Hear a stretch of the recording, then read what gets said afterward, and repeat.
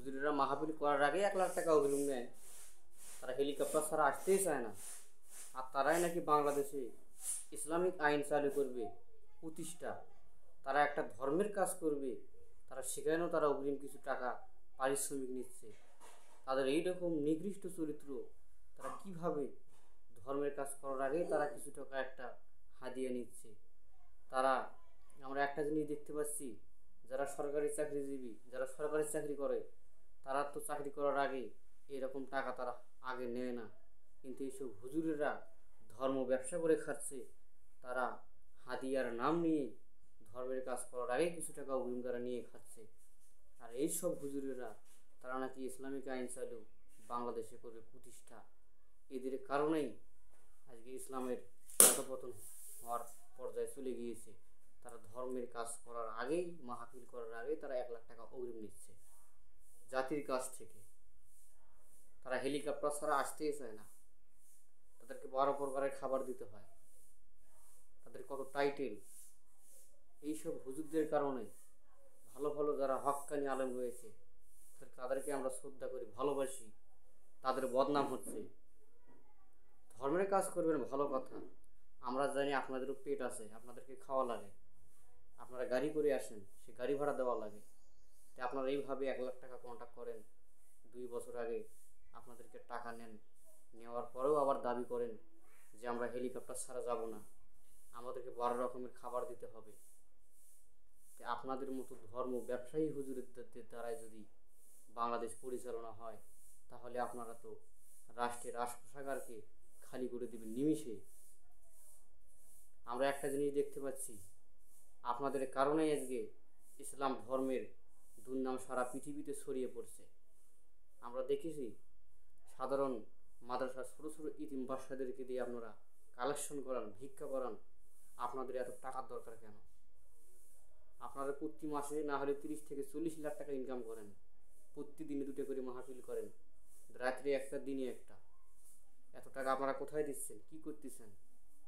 আপনারা যেভাবে টাকা ইনকাম করতেছেন ধর্মের নাম নিয়ে, ধর্ম ব্যবসা করে খাচ্ছেন, এরকম টাকা তো যারা সরকারি চাকরিজীবী লোক, তারা প্রতি মাসে 20 থেকে 30 লাখ টাকা ইনকাম করে না। দেশের সরকার প্রধান, তাই তো মাসে এত টাকা বেতন পায় না। তাই আপনাদের এত টাকাগুলো যায় কোথায়? আপনারা তো কাউকে টাকা দানও করেন না কোনো জায়গায়। আপনাদের উৎসটা কোথায়? আপনারা আয় করেন কোথায়, ব্যয় করেন কোথায়? সেটা বাংলাদেশের সরকারকে এটার পদক্ষেপ নিতে হবে। এই পদক্ষেপ যদি না নেন, তাহলে ইসলাম ধর্মের এরা ক্ষতি করতেছে। এরা ধর্ম ব্যবসায়ী হুজুর। বাংলাদেশে কিছু ভালো হুজুরও আছে, তাদের কারণেই, এই ধর্ম ব্যবসায়ী হুজুরদের কারণেই ভালো ভালো যারা ওলামায়ে হক, তাদেরকে মানুষ ভুল বুঝতেছে।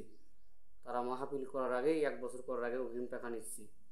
তাদের কত টাইটেল, তাদের কত নাম, খ্যাতি, যশ রয়েছে সারা বাংলাদেশে। তারা যদি ক্ষমতায় যায়, রাষ্ট্রধর্ম যদি ইসলাম তারা চালু করতে চাচ্ছে, ইসলামিক আইন, আমরা চাই এরকম নিকৃষ্ট, লুবি, মুনাফেক মার্কা হুজুরদের দ্বারাই যেন আল্লাহ যেন রাষ্ট্রের দায়িত্ব যেন তাদেরকে যেন না দেয়। ভালো ন্যায়পরায়ণ নেতা, ইসলামিক নেতা, তাদেরকে রাষ্ট্রের দায়িত্ব দেওয়া হোক। যারা মন্দির পাহারা দিয়ে ইসলামিক আইন চালু করতে চাচ্ছে, তাদের মতো মুনাফেক চরিত্র মানুষের আমাদের বাংলাদেশের আমরা ধর্মীয় নেতা হিসেবে তাদেরকে আমরা প্রত্যাখ্যান করলাম। তাদের আমাদের দরকার নেই। যে হুজুর বলতেছে যে আমি মন্দিরেরও সভাপতি, মসজিদেরও সভাপতি, এই হুজুরের কাছে আপনারা কি আশা করবেন? আর হিন্দুদের মন্দিরে গিয়ে বলতেছে যত বানান আমরা পাশে আছি, যত ইচ্ছা তত মূর্তি বানান, আমরা পাশে আছি, সহযোগিতা করব। এই সব হুজুর যদি এই কথা বলে, আবু জেহেলও আল্লাহর নবী হজরত মুহাম্মদ সাল্লাল্লাহু আলাইহি সাল্লামকে প্রস্তাব দিয়েছিলেন যে আপনাকে আমি রাজা বানিয়ে দেব, মদিনার সবচেয়ে বড় সুন্দরী দেব, আপনার ধন দৌলত আপনার পায়ে এনে ফেলব, সত্য একটি, আমাদের মূর্তিগুলির আপনি কিছু বলবেন না, আমার মূর্তিগুলির আপনারা কিছু ক্ষতি করবেন না। আর আপনি কোন ধর্ম নিয়ে এলেন, আমাদের মূর্তি পূজা বন্ধ করে দিচ্ছেন? তখন আল্লাহর নবী হজরত মুহাম্মদ সাল্লাল্লাহু আলাইহি সাল্লাম বললেন যে আমি তাওহীদের পক্ষে, সামান্য কিছু ক্ষমতার জন্য আপনার আমি মূর্তি পাহারাও দিতে পারবো না, আপনাদের মূর্তির পক্ষে আমি কথাও বলতে পারবো না। ছবি মূর্তি চিরদিনের জন্য হারাম, সেটা মনে হয় আমাদের দেশের বাংলাদেশের হুজুরেরা মনে হয় জানে না। যদি এইসব তারা যদি জানতো ছবি মূর্তি হারাম, তাহলে তারা হিন্দুদের মন্দির পাহারা দিত না। সামান্য কিছু সুবিধা ভোগ করার জন্যে এইসব হুজুরেরা আজ মন্দির পাহারা দিচ্ছে। ইসলামের নাম নিয়ে তারা খারাপ কাজ করে যাচ্ছে, আর বলতেছে আমাদেরকে ভোট দিলে মুসলমান, যদি আমাদেরকে ভোট দেন না হলে তারা অমুসলিম। মুসলমানদেরকে বলতেছে যদি আপনারা আমাদেরকে ভোট দেন তাহলে আপনারা মুসলমান, যদি আমাদেরকে ভোট দেন তাহলে তোমরা অমুসলিম। এই সব নোংরা নোংরা কথার মাধ্যমে সাধারণ মানুষদেরকে তারা ব্রেন ওয়াশ করতেছে। আমি একটা কথাই বলতে চাই, এইসব হুজুর মূলত তাদের ইসলামিক আইন চালু করা না, ইসলামের নাম নিয়ে ক্ষমতায় বসে তারা রাজত্ব করবে অবৈধ, যেরকম ফ্যাসিস্ট সরকার করেছে সেই রকমের একটা পায়তারা চালিয়ে যাচ্ছে। আমরাও চাই বাংলাদেশে ইসলামিক আইন চালু হোক, তবে এইসব গণ্ড মূর্খ অশিক্ষিত মুনাফেক চরিত্র নিকৃষ্ট জাতি ধর্ম ব্যবসায়ী তাদের দ্বারাই যেন বাংলাদেশে যেন ইসলামিক আইন চালু আল্লাহ যেন না করে। এদের চেয়ে যদি ভালো কাউকে পায় তাদেরকে যেন আল্লাহ দায়িত্ব দেয়। এরা ক্ষমতার লোভী, এরা যদি কোনো খারাপ কাজ করে, যদি সাধারণ জনগণ বলে, তারা তাদের রক কাটিয়ে দিবে, তাদের হাত কাটিয়ে দেয়, পা কাটিয়ে দেয়, আতের অন্ধকারে গিয়ে তাদের ক্ষতি করিয়ে আসে, তাদের ঘর বাড়িতে আগুন লাগিয়ে দেয়। বুঝে নেন আপনারা তারা কারা। তাদেরকে যদি আপনারা ক্ষমতায় আনেন তাহলে এই দেশটাকে তারা একটি ইসলামিক রাষ্ট্র তো দূরের কথা, তারা একটি জঙ্গি রাষ্ট্র বলে সারা পৃথিবীর সামনে তুলে ধরবে। তালেবান যেরকম জঙ্গি রাষ্ট্র, তারা বাংলাদেশকেও তালেবানি আগ্রাসন তৈরি করতে চায়। তালেবানের স্বপ্ন এই বাংলাদেশে দেখছে।